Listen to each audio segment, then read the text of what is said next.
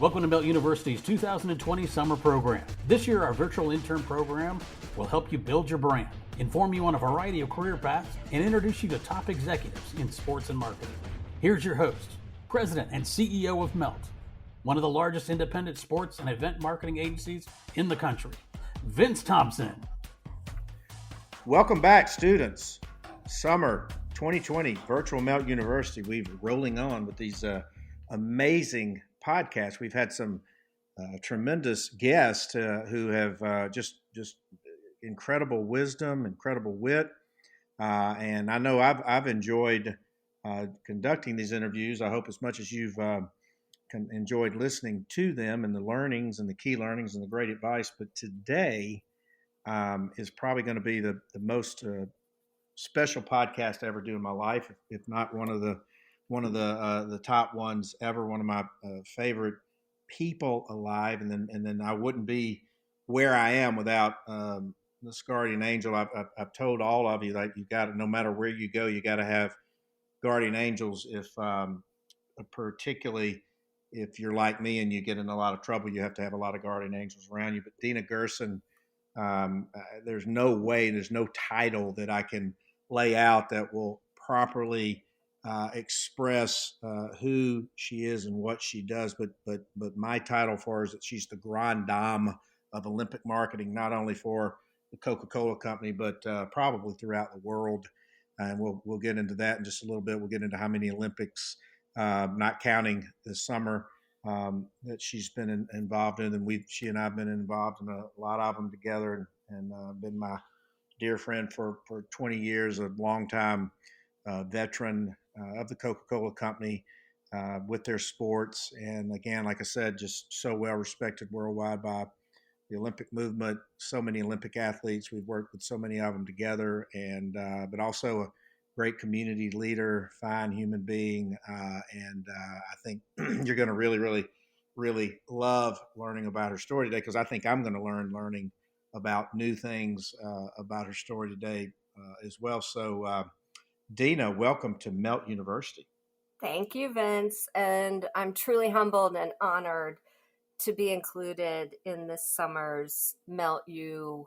I've been looking forward to it all summer long, and I appreciate your very kind and warm intro. Well, you know, the only regret that I love the fact that we're able to do this virtually so you can share it with so many more kids. But what I regret about you not being able to come in live this summer is for our, and maybe we'll do something for our kids in the future. But when Dina comes to speak to our kids, she's always the favorite speaker because she brings and bears so many great goodies and great prizes and everybody loves Olympic swag and the pins and all of those things, so we'll have to have some kind of virtual Olympic goodie day for our students of Melt University, because you're always so gracious, so generous. But before we dive into a lot of these things, really sort of overall, talk about your actual role of managing the Olympic partnership within the Coca-Cola Company, because students, you may not know that Coca-Cola is the longest running sponsor of the Olympic movement since 1928, and arguably would not be the property that it is today without the Coca-Cola's global involvement. And like I said, Dina has overseen that and directed it, and it's been a giant contributor to the Olympic movement. But sort of talk about, because everybody goes, oh my God, that'd be so cool working in the Olympics and all this, and you do have a really cool job, and so talk about sort of your role within managing this gigantic partnership. So my responsibility is to manage our partnership with the United States Olympic and Paralympic Committee and the United States Olympic and Paralympic property. And with that, anything and everything that has to do with the Olympics in the United States, I have the pleasure and the privilege of managing. So anything that has to do with Team USA comes my way. The other part of my job responsibility is managing the partnerships with the athletes, with the Olympic and Paralympic athletes, the hopefuls and the legends that the Coca-Cola Company partners with. And so every 2 years, we decide and determine what our core creative idea is, what our strategies are, which brands will be included in our Olympic program. And then I work with each of the different brand teams on selection criteria for their brands. And then we then partner to find which athletes will be the face of that brand for the game. So I have an entire process that I go through to select the right athletes for the specific brands. And it's based on the selection criteria that I mentioned. So it's everything from, if they love that brand. Authenticity is key. Yes, genuine, real, and authentic is the first words that I think of when talking about the Coca-Cola brand. So we want somebody who's genuine, real, authentic. We want somebody with an amazing story. We want somebody who can tell their story to 5 people or 5,500 people. We want them to be articulate, to be diverse in gender, sport, and ethnicity. We want them to be relatable. We want them to look good on point of sale. So those are some of the attributes for the Coke brand that we are looking for. And then, as I said, each brand has their own particular selection criteria. It's a big jigsaw puzzle at the end of the day, because we start with 600 athletes and we pare them down to about 14. And so I work with and talk to everyone from the IOC to the USO, PC, NPP, Team USA, NBC. I talk to the media. I talk to the national governing bodies, the NGBs. I talk to a lot of the different sports agents and anybody and everybody, a lot of the announcers on NBC and a lot of the beat followers. So talk to a lot of different people to get the intel to figure out who we partner with. Well, and we got a lot to unpack here, but one thing you've just pointed out is that your job within the Coca-Cola Company is that you're the bridge, you're the ultimate connector between this gigantic, massive mosaic, this massive jigsaw puzzle, and even though Olympics come around every 2 or 4 years, the accelerated process because of the athletes who are training, and they may get hurt, they may fall out, or goodness, gracious, we have it with first time in a long time we've had a Olympics postponed. But one thing I do want to talk about a little bit later on is that the IOC is the ultimate oversight of the entire process, and then within the U.S. Olympic Committee, the United States Paralympic Committee. And then if our listeners aren't familiar with the term NGB, it's called a national governing body. So within each sport of the Olympic, they have a governing body. So it's U.S. track and field or U.S. swimming and those types of things. And then, Dina, as you mentioned, the television networks, and obviously NBC is a multi-billion-dollar massive broadcaster. And then within that, the agents who are managing the talent process and the athlete process, because one thing that that our kids and I are learning this summer is that they may see Olympics, but then they don't maybe quite understand or realize that within that, there are so many job opportunities within that. And as we relate it back to the campus, we say the campus is the ultimate professional laboratory, but many of these Olympic type teams, say at Texas or Auburn, where you went to school and I went to school, they've got a great swim team. They've got a great track and field team, and even begin the volunteering process while they're in schools. But within the quote unquote Olympic movement, I mean, depending on what a kid wants to do, there's really an unlimited amount of opportunities, are there not? You are right. You are so right. And I love the fact that you called me a connector. Because at the end of the day, it's the opportunity that I have to connect the athletes to our brands, the athletes to our system, our bottlers, our consumers, our associates, anybody and everybody who touches our brands. I want to have them enamored with the Olympics and all that comes with it. And to be able to have Olympic dreams come true and make those connections. We change the livelihoods of many different athletes, and then we also have the opportunity to change and spark something in consumers and our bottlers when they meet these athletes. Well, and let me tell you, we've actually had a great summer, and our students have learned a lot because it's still so fascinating to me. They've learned a lot about the Coca-Cola system. They've learned a lot about the role of mothership. They've learned a lot about the role of the bottlers. They've learned the history of the bottlers. They've learned the relationship between mothership and the bottlers, and then how we work with what we call Coca-Cola, quote unquote customers, which is a 7-Eleven or a Walmart or a Target or somebody like that. But okay, so let's take it all the way back.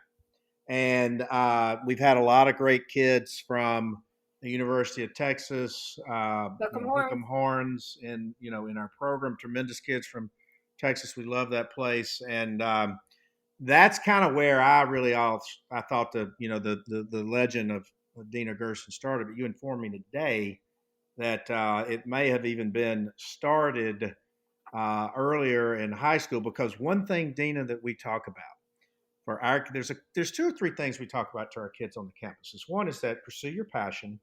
If you're passionate about what you're involved in, you never work a day in your life. And when you get to school, and we've heard this from a lot of our speakers, you may be set on, say, becoming a doctor or biologist or somebody, and then you get to school and you go, God, I don't like that. I don't like this. I like brand management. I want to switch to that. And that's okay too. We're hearing a lot of that, particularly now in this COVID era where everything's kind of on the table and at stake. But so let's take it all the way back to high school, because I want to hear this too. And then I want to talk about, your experience at Texas, and then kind of what sort of got you on this path. I know you had started a good career at Macy's here, and then obviously the rest is history. So thank you for asking, and I love telling this story. I actually call it my aha moment. And my aha moment, or your aha moment, can be anywhere with anyone. And my aha moment happened to be my senior year in high school. I was co-editor of my high school newspaper, and you obviously had a passion for communications and those types of things already. Did. Correct. Okay. By the way, I didn't know that. I know, but this is priceless, and that's what I love, that I get to share this story with you, and I think it's so important.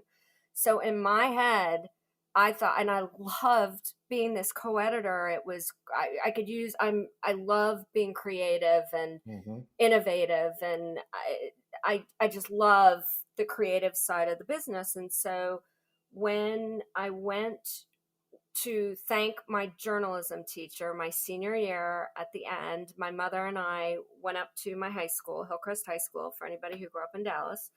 And I went to go thank my journalism teacher for just the best 2 years in high school, because it was game changing. And I found my passion, as you say. So we go up to school and get my journalism teacher, and we go up to thank her. And I said, thank you so much. I'm so excited. You've been the most amazing teacher and mentor. And, now I'm getting ready to go pursue my passion. And she said, where are you going to school? And I said, University of Texas, of course, Hook'em. And she said, and what are you gonna major in? And I said, journalism, of course. And I gave her a look that, if you know me, you'll know the look that I gave her. I think I've had that look. I think you've had it too. So I looked at her like my mother's looking at me, like, I can't believe my mother's looking at me like, I can't believe she's asking you what you're majoring in. Like, she didn't know what to think. And I'm looking at my mother like, I've got this. And I was like, journalism, of course. And my journalism teacher looked at me and she said, Dina, you don't love journalism. And I looked at her and I was like, I've had the most incredible 2 years of my life.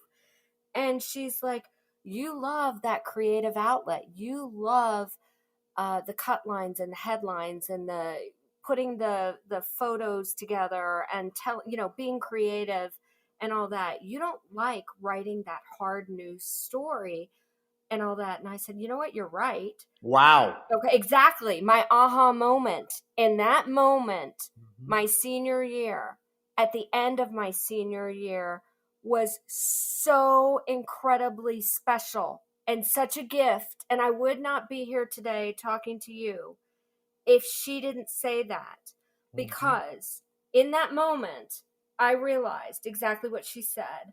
As part of the newspaper, the Hillcrest Hurricane, we had to sell advertising. We had to create the headlines and the cut lines, and it was very different than social media and everything is now, but it was a very different process. Trust me, I was there. I know you were, but for those of you that weren't, we were involved in the entire process, and I procrastinated like crazy. If I had a story due that was about anything other, it was the hard news. I didn't like it. I didn't love it. I hated writing, and I loved the creative part. So she could see something in me that nobody had pointed out, that innately I knew what I liked, but I never processed it or thought about it. I thought, I'm co-editor of my high school newspaper, I should go into journalism, when in fact she said, you need to go into advertising, no ifs, ands, or buts, and you need to go down a different path. So I went to University of Texas. I majored in advertising. At Texas, I was fortunate to have 3 different internships. I worked at GSD&M back in the day. It was the hottest shop in the big time. Yep. Yep. I worked for Roy Spence, the president, and the founders had all gone to University of Texas, and was friendly with all of them. And it was the coolest, best agency experience. So I would go to school in the morning. I would go to morning classes. I would go back to the sorority house and eat lunch and watch All My Children. That was a must. Oh, yeah. Erica Kane. Yep. And then, and full circle, I got to do a special event with Erica Kane when I was at Macy's, but I digress. Then I would go to GSD&M, and I'd work until all hours of the night, because at an agency, Vince, as you well know, the job never is done. And so I got good news, bad news. I got my work ethic at GSD&M in college, and it was the best on-the-job experience. And I worked at GSD&M as a paid intern, very fortunately, for 3 years, I think my sophomore, junior, and senior year. I also had a couple of other internships, one at the Frank Irwin Special Events Center, which is like, here it's like the State Farm Arena, the old Omni. So I worked in the marketing department on special events and learned the whole media component behind all these different special events, whether it was radio or newspaper advertising. I just wanted to learn a different facet. And then I also sold advertising for the Austin Homes and Gardens, which I never wanted to do again. So I know I didn't want to go. I didn't want to You go knew. Well, that's what we talk about. You may not know what you want to do, but sometimes you know what you don't want to do. But I think that's incredibly important in internships. You learn exactly what you want to do and what you don't want to do. And I knew what I did and didn't want to do. And I knew I loved that agency experience, because that then got me to work on the Southwest Airlines account. And I then worked on special events for Southwest Airlines with Herb Kelleher, who was the chairman of the board at that point in time, and one of the greatest CEOs of all time. All time, right? Yeah, I loved. He was all about fun and doing things different and creative and out of the box. And it was just an incredible experience. And with that, I was able to earn my keep and really love that whole special event side of the business. So remember, I went from advertising, now I'm in special events, and that whole world would have not opened up for me had I gone down the journalism path, because I would have been so miserable. But during college, I pledged a sorority, APhi, at Texas. I was a pledge trainer my junior year, and what they called a hell captain my senior year. It sounds different than it was, but it was an honor. I think there were 5 of us that were chosen.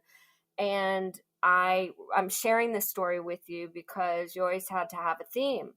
And of course, that was 1984, and what was going on in 1984. it was the LA 1984 Olympics. Mm-hmm. And so I chose the Olympics as the theme for our week, our very Wow. special week. And as I Okay. think about it, foreshadowing, if you will. But who knew that was in 1984? We're in 2020, and 12 Olympics later, with many torch relays and over 100 Olympic and Paralympic athletes that I've partnered with. Who knew back in the day that the Olympics would be so important to me? Mm. But, I think about my passion then and my passion now. It hasn't wavered. Right. It's just been a blessing.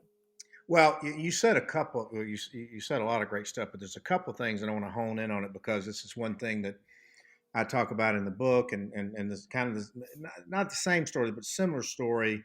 When I was going to go to Auburn to be a sports writer, go back to Mobile, write for the Mobile Press Register, and I was like, well, I don't know, but I didn't know any other different. And then the guest lecturer was the head of sports information, and I was like, man, I really want to do that. But think about this: two things.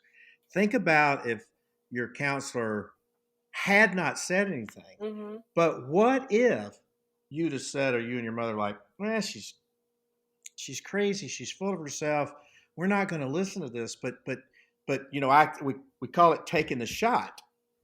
And in your own way, you listened, and you're like, and so first of all, that person cared enough to say that, Right. and secondly, you cared enough to listen and go, maybe she's right. And then and she said what you were thinking all along, but you could have just dismissed that out of hand, but instead you were open to it. You were listening to it. And that's what we tell the kids. It's like, no matter what, if it's something you want to hear, you don't want to hear, listen, take that shot, and you don't know what path it'll get you on. So I think to our students, I think, what they are hearing is that, if I had just packed my stuff up and left that journalism class that day and never bothered to go introduce myself after the class was over, who knows, you and I wouldn't be friends. We would have these amazing experiences together. But I think that's one thing. And I think the other thing that you really talked about is not only the value and importance of internships, and obviously we're going to be evolving into virtual internships, which we've had a lot this summer.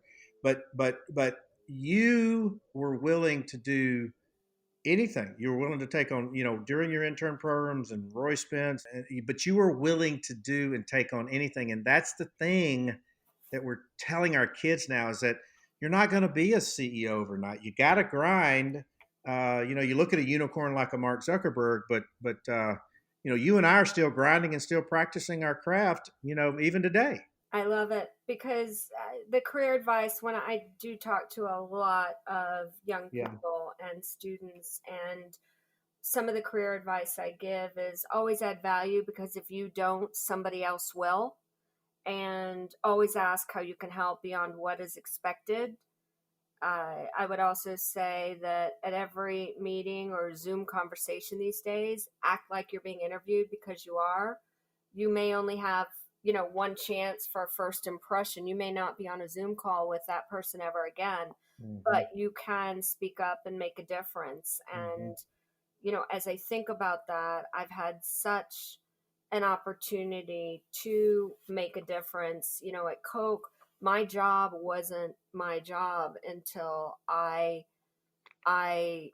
created it, if you will. There was a unique opportunity that I saw to take my experience by being a connector, as you say, being in relationship management, and hone in on my unique skills as a leader, as somebody who can pull people together and loves to connect people and mentor people. And, the job I have, there's nobody else in the company that has my job. That's very unique at the Coca-Cola Company. No, it is amazing. But you made you found that niche, you created that niche, you made yourself indispensable. But I want to go back to what you just said, because we have been saying it this entire summer.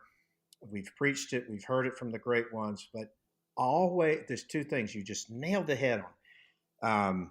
I think you've already read my book in advance, Dina, but we'll talk about that in a minute. But you haven't. I'm looking for my signed copy. You'll have tons of them. You'll have more. You can decorate for the holidays with the book. But you hit on something. Always be trying to add value. Yes. to no matter what you do. Yep. And we tell that if you can add value to a situation or a person or an employer, um, you're always going to be, or most of the time, indispensable. And the other thing is, you just hit it on the head, and we say this every interaction that our students and our kids and that we're all having are auditions, and you never know where that audition is going to pique somebody's interest. And everybody goes, well, I thought auditions were in music and entertainment and movies and TV and film. But all of life and every professional endeavor is a giant audition, is it not? It is. And I will also say that right now in this current environment, which is so challenging, and it reminds me of when I graduated, how tough the economy was back then. And I had gotten some advice that I still give to this day. The advice is that when you're looking for a job and you've found a job that you want, or you're looking for one, and you're seeking to talk to the hiring manager, ask for an informational interview. Bingo. And the reason why I share that with you is, if somebody says to me, Dina, I'd like to talk to you about a job in your group. Well, right now, lots of jobs are frozen. I may not have a position available.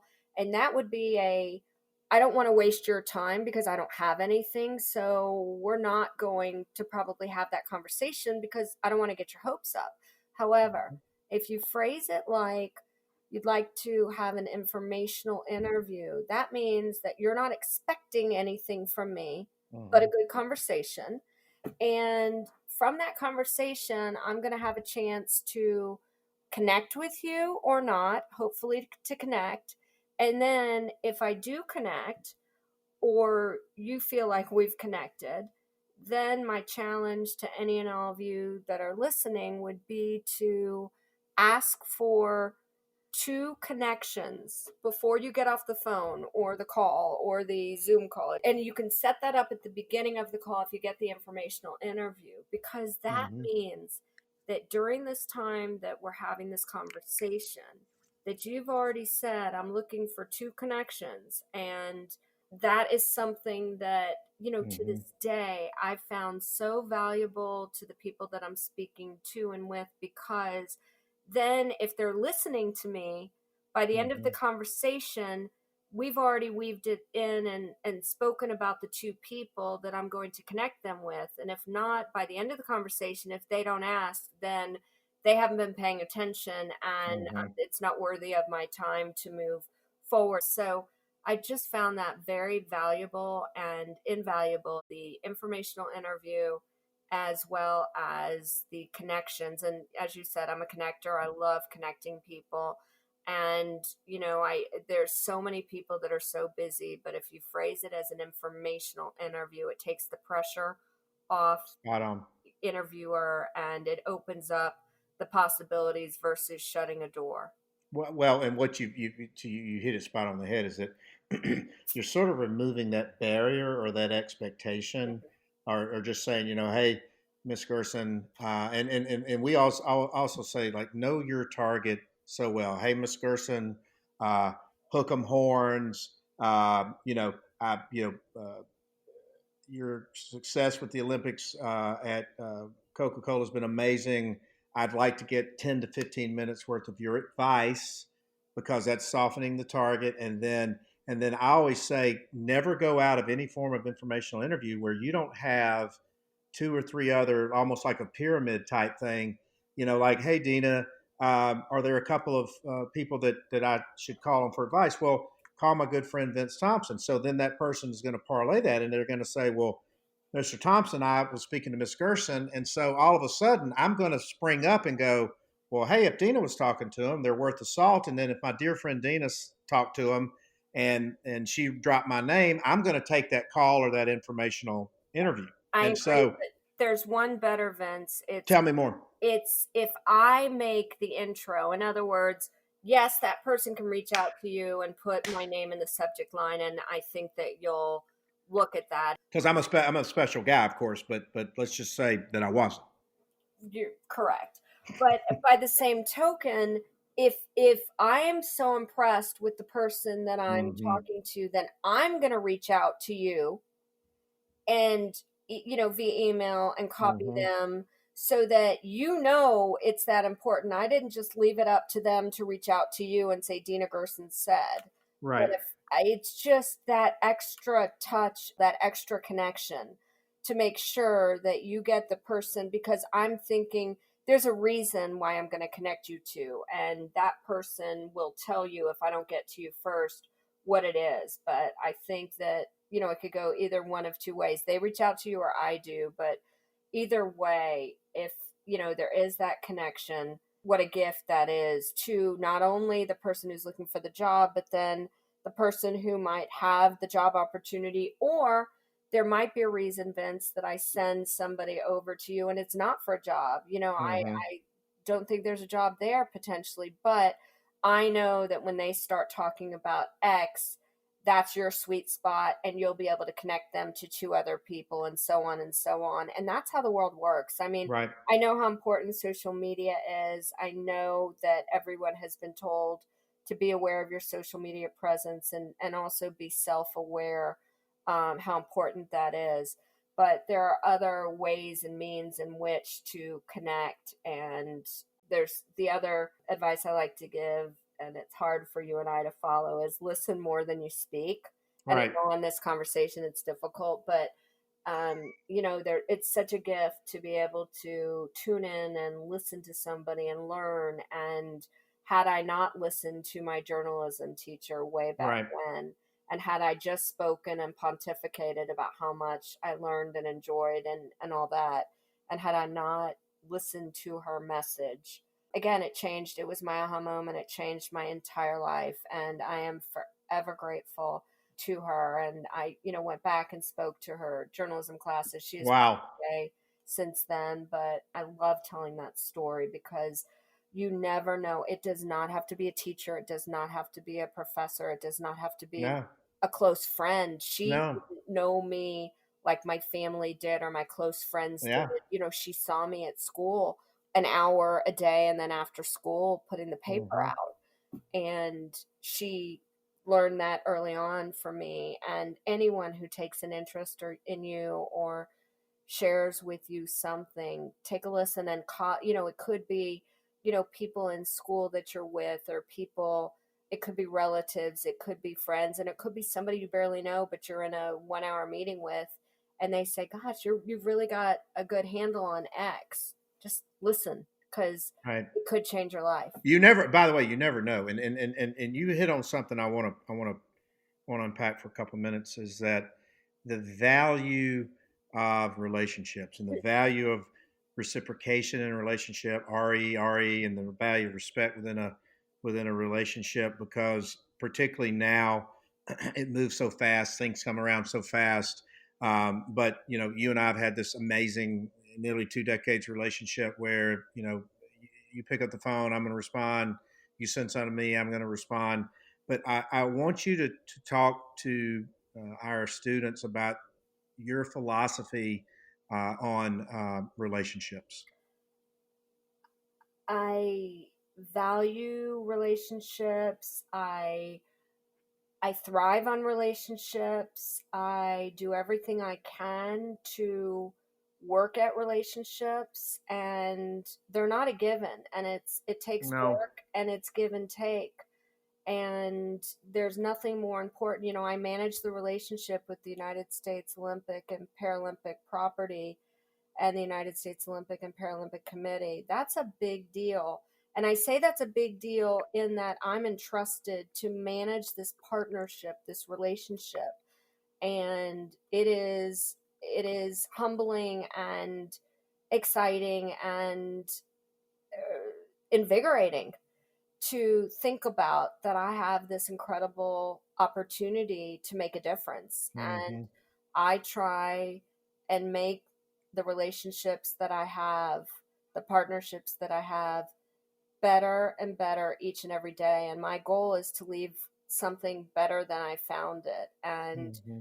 I don't mean, leave in the technical sense, but I just want to make any relationship or partnership that I'm a part of as great as it can be. And there's not enough time and hours in the day. I have the absolute best job in the company. And I say that, teasingly, but not in that I get to manage these partnerships and relationships with not only Team USA, the Olympic committees, but also these athletes. And it also takes a lot of work. It is not just all for show. It takes time. It takes energy. It's not 9 to 5. My job, anybody who knows me knows, it's not 9 to 24/7. It is 24/7, 365. It is, but that's part of who I am and the relationship, the people in my world, my work. People know my family, and my family knows my work friends and the athletes. I mean, it's all together, and that's how I operate. And that is how I've treated these athletes and the Olympic committees as family. And that has worked. And again, I'm always learning. I'm trying to go and better myself and my brand each and every day and learn. We never stop learning, that's for sure. Right. Never, I'm trying to learn new things. I've been at the company, the Coca-Cola Company, for 31 years, and I'm very proud of it. And I keep learning. This summer, I've learned more than I have in a long time because I've been able to focus. So the silver lining for me of COVID is I've been able to focus on things that I've been too busy to focus on before. And I credit Vince a lot to you and the team at Melt, who has taught me a lot and continues to teach me each and every day. I learn something new, and whether I want to or not. Yeah, we've all sort of been in the silver lining bracket this summer, for sure. But like I said, I can personally attest. You and I've been, damn near all over the country together, and in so many amazing places and things and people. But I've never seen just a beautiful, universal greeting or universal welcome. We're going to the Olympic headquarters in New York. We're in Salt Lake together. We're in LA together. No matter where we are, together, and other mutual friends and things like that. And like I said, I want you've hit on so many amazing. It's almost like that you and I scripted this, but we share a brain. So I'm not shocked that we had such an amazing interview. But so I'm gonna put you on the spot here a little bit because I have you've probably during your story career worked with hundreds or thousands of athletes. I've been with you so many times. You gave me an opportunity to moderate a panel with Mike Urzioni that got me in 1980.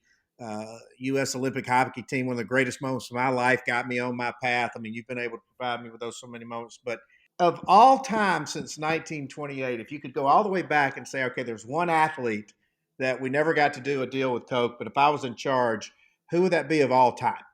I honestly, I'm trying to pin you here on a little bit because I know you've been around the best, and I know like Janet Evans and Christy Yamaguchi and Mike Urzioni and Summer Sanders and Simone and Rowdy and Alex Morgan and Johnson. Correct. I mean, they're all. I love that question. I've never been asked that question. I love it. I want to think about it. Probably Charles Barkley, since he's an Auburn guy. That's who I would probably pick. On that note, actually, this is a good one. This I have an answer for it, and it will speak volumes. I thought that we'd get to talk a little, and it would give my brain a chance to continue to think but the one that didn't end up being an Olympic athlete was Jordan Spieth. So we partnered. Ah, that's right. That's right. With Jordan, and due to it was the Zika virus, and his wife Annie at the time was concerned. He was concerned for his wife Annie because pregnant, Yeah. if somebody got pregnant, there was a chance of challenging the health of the baby. And the Olympics were in Brazil for Correct, in 2016. Rio. So. And we had partnered with Jordan, and he was going to be part of our 6-pack. And he pulled out of the Olympics on that last Monday. Yeah, I remember. Exactly. And I was devastated because Jordan... We all were, yeah. I was devastated because of so many reasons, and everybody wanted Jordan to go to the Olympics. Jordan wanted to go. We did a shoot with him, and he was so excited about the Team USA. I remember that.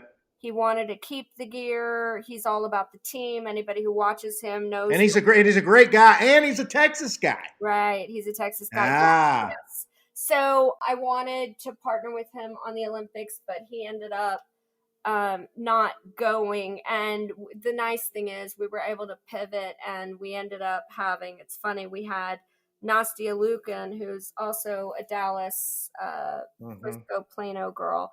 Nastia was, instead of our legend, we brought her into our 6-pack. So it all worked out. That would have been, just a cool thing. It was fun hanging out with the golfers in Rio. I got to know Ricky Fowler and a couple of the others. Cooch, Matt Kuchar, Georgia Tech guy. But that was one that I was really looking forward to. Right. But I wanted to touch, Vince, for a minute on the opportunities that the Coca-Cola Company has given me to participate in charities and different organizations outside of the company, because it's important for us to get involved in our community. And I am privileged to be a part of so many different organizations, but there are a couple that I do want to highlight. And one is the Atlanta Sports Council. And I've been part of the Sports Council, I think, for 10 years or so. Dan Corso, Coach Corso's son. Yeah, so Dan is the president of the Atlanta Sports Council. And the beginning of January 2020, I took on the job of being the first female board chair of the Atlanta Sports Council. And with COVID going on and so many other challenges, it's been such a rewarding opportunity to get to know these board members, because we're all not, running in and out from these board meetings, but we're able to talk and have additional conversations. I led a courageous conversation with the board in between board meetings on everything going on with Black Lives Matter and how important it is to get involved in the city. And I'm actually leading another conversation with the group shortly, where there's a women's part of the Atlanta Sports Council where we're going to get together. I had a conversation today with one of our board members who's excited about just learning from each other during this time. We're all not competitors. We're all in a safe place and safe space. And so that's been humbling. I'm on the board of the Atlanta Jewish Film Festival, which started in the year 2000. So we're 20 years old. I'm a past co-chair, but as important, I got asked to co-lead our COVID-19 task force, which has been so interesting to talk to the other board members who are involved in so many of the challenges that we are at the Coca-Cola Company. And it's just fun to learn from them and take a step back. Just happy to be where I am, doing what I do, and the relationships and the connections that I've made since I started. I'm going to say at the company, but, go back 5 years before that, I was at Macy's doing PR and special events, and I was able to get that job. My dad, when I was in Dallas, got the newspaper. He knew that I was interested in, the jobs were tough, and I had gotten one in Dallas, but it was a 100% commission sales advertising position. Wow. And they were nervous for me, and I was nervous for me. That's not where I wanted to be and land. And my dad had, back in the day, gotten the Atlanta Journal-Constitution Sunday paper and saw a job for a PR and special events coordinator at Macy's. And what a lucky job opportunity that was. And my story there to get that job was crazy, crazy, but also it's funny, full circle, that Macy's, at that job, I loved it. It was amazing. It was incredible. And there were things that I liked and knew that I didn't like. And when a headhunter came and got me over to Coke, my final interview was with a guy named Steve Koonin. And Wow. today, and my mentor as well. And, that was probably 35 years ago. Mm-hmm. And today we announced, the Atlanta Sports Council announced I that saw that. Steve Amazing. is being honored with the Lifetime Achievement Award from the Atlanta Sports Awards presented by Coca-Cola. And so it's so cool that I was asked for a quote in that press release. Talk about coming full circle. And,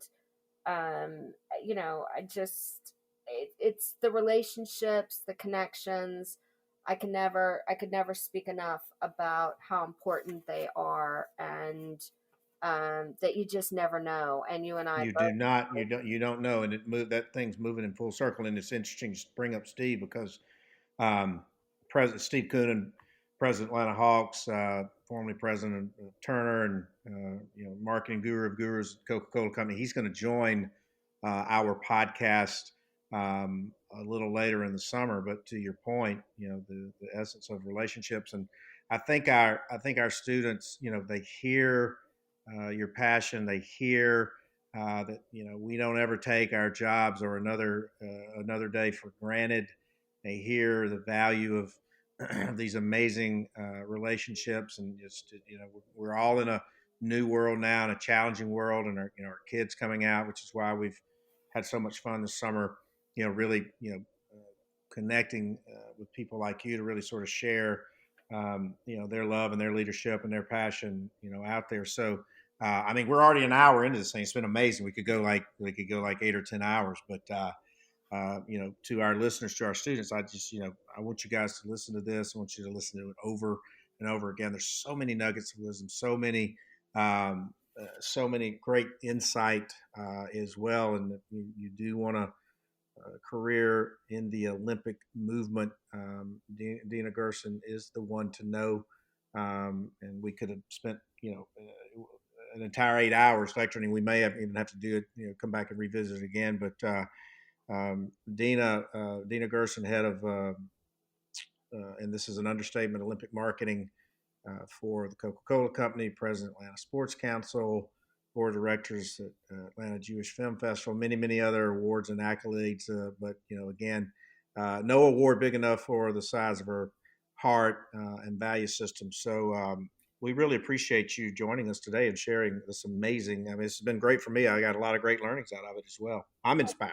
Vince, thank you. As I said at the beginning, I'm super humbled and just honored to be part of your Melt You Summer Series. And I'll end with saying something that I haven't said yet, but one of the pieces of advice and one of the things that I think about is I like to surround myself with 3 to 5 people that I can always count on, both personally and professionally. And you are one of my people. You have been since I've known you for, almost 20 years. Yeah. And I think, that's a great way to end this because, as you go through your career, you can always learn from others. You can always help others. But when you know that you can count on somebody, regardless, personally or professionally, right, to ensure that you keep, your attitude in check and that you are taken care of and you've got a partner in whatever you're doing and you've got somebody you can run things by, it's the greatest gift in the world. And it really I appreciate, Vince, your gift of friendship personally and professionally, and I look forward to many more years together. And I love that I'm on your journey and you're on mine, and I can't wait to get a signed copy of the book. Yeah, well, well, thank you, Dina. Like I said, this has been amazing, and I know that you're going to get a lot of tremendous feedback from our students. You're going to get a lot of handwritten notes from our students. They're going to seek you out, for your wisdom, going forward. But this has just been amazing, and so students, like I said, you can see why she's the best of the best and one of the great ones. Hear that passion, but Dina, we appreciate you joining the summer 2020 virtual Melt University for our students. And we roll on. Thank you. Thank you. Thanks, Vince. Hope you enjoyed today's virtual class. We'll be back soon with another edition of Melt University 2020.